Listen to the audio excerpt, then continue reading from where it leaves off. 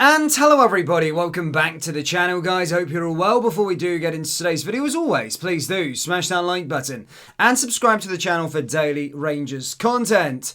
Guys, in today's video we're going to be discussing what the fans are thinking. The fans, the lifeblood of this football club, and the fans aren't happy despite us winning 3 games on the bounce since returning back from the international break. So yeah, we're going to be discussing why the fans were upset. We're also going to be going over a few other bits and pieces with regards to injuries and yeah, other things within the Rangers space, guys. So make sure you watch this video right until the end.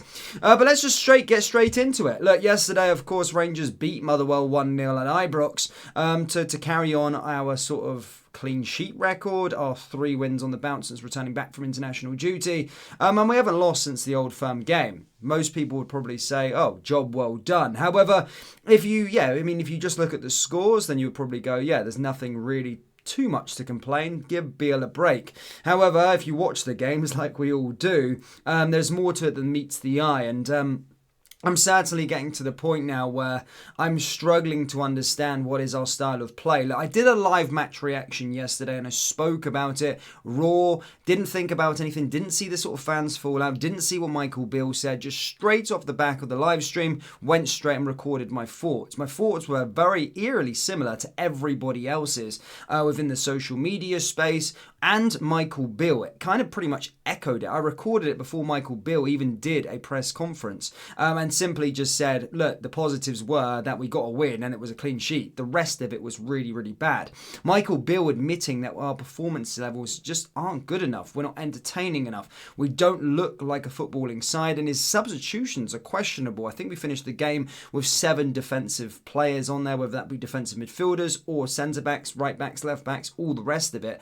We finished the game with 7 of them on the pitch, which is crazy to think that we're at Ibrox and we're wasting time. You see Jack Butland on the 95th minute going down to the floor, and that's not his fault, by the way. He's probably sick of firing all these shots that are coming into him and almost costing him a clean sheet. We're wasting time down in the corner. What is happening to the Glasgow Rangers in terms of our performances at home? It's astonishing, and fans seriously aren't happy. As I said, despite us winning 3 games on the bounce, despite us keeping 3 clean sheets in a row, fans just aren't happy with the way the direction of the club is going, and it almost feels as if that we are one slip up away from a crisis. We're already walking that tightrope at the moment now of if we drop points, it could be over for Michael Beale, and that's crazy to think, but the performances just aren't getting better. Whatever Michael Beale's currently doing at the moment with regards to this team, it just isn't gelling. It just isn't going together.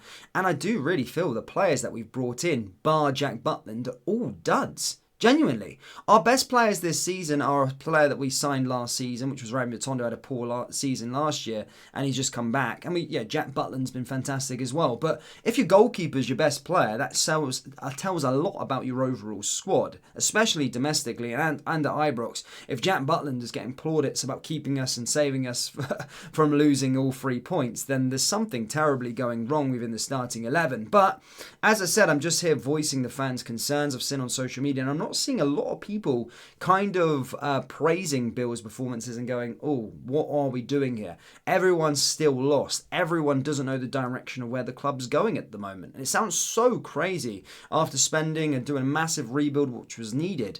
But I think the money's been spent in the wrong way. We've got a team full of crap, to be perfectly honest with you. And as I said so many times, I really do hope that we start to gel and we start to look really good. But again, I share, and I'm just voicing the concerns of other fans that I'm seeing, not just on social media, just everywhere in general. Everyone's not happy. Everyone's kind of doom and gloom about us.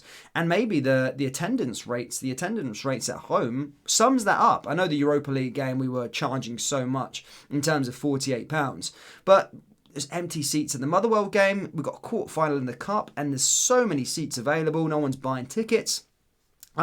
So yeah, it just sums it up. Boring Bill Ball, and yeah, Rangers fans are not happy, and it's a crazy place to be in. But it does feel like we are walking a tightrope at the moment. That one result can just overthrow everything.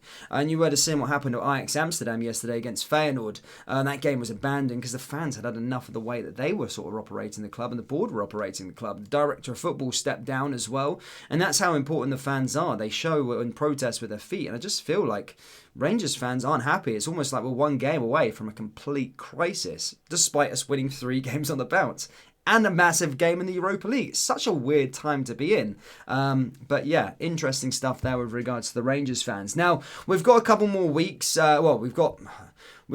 We're going for a different purple patch. We aren't getting the rub of the green, whether it be on the pitch, whether the way we're playing. Yes, we're getting the results, but we're just the injuries are piling up. I said last year the injuries last season were something that cost us a lot, and I think actually ended Gio's reign as Rangers manager. I don't think it was Gio's fault that we got humiliated in the Champions League. It was the injuries. We had so many injuries, and it's starting to pile up now, and it's starting to get more. We're lucky that we've got a couple home games, and then we've got that international break, so we get a bit of breathing space. We've got 2 weeks off again, so we've got the quarterfinal. We've got the game against Aberdeen, and then that's us, I think. No, and then we've got another game at home as well, and then that's us for the international break. So we've got, 3 or 4 games left until the international break.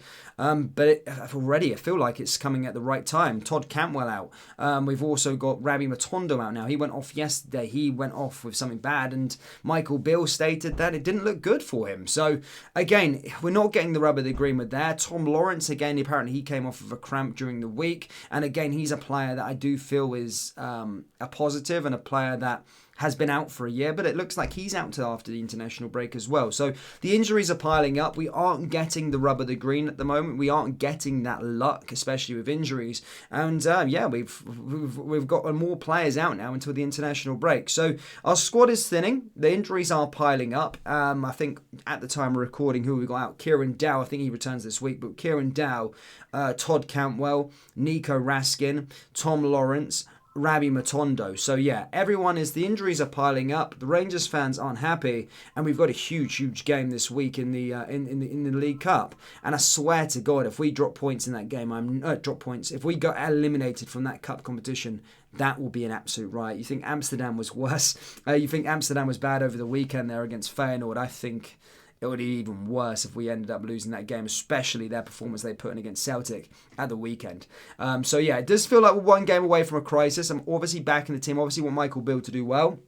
Means we're doing well. I just think we're lacking direction, and the injuries are piling up at the moment, which is very, very unfortunate to see.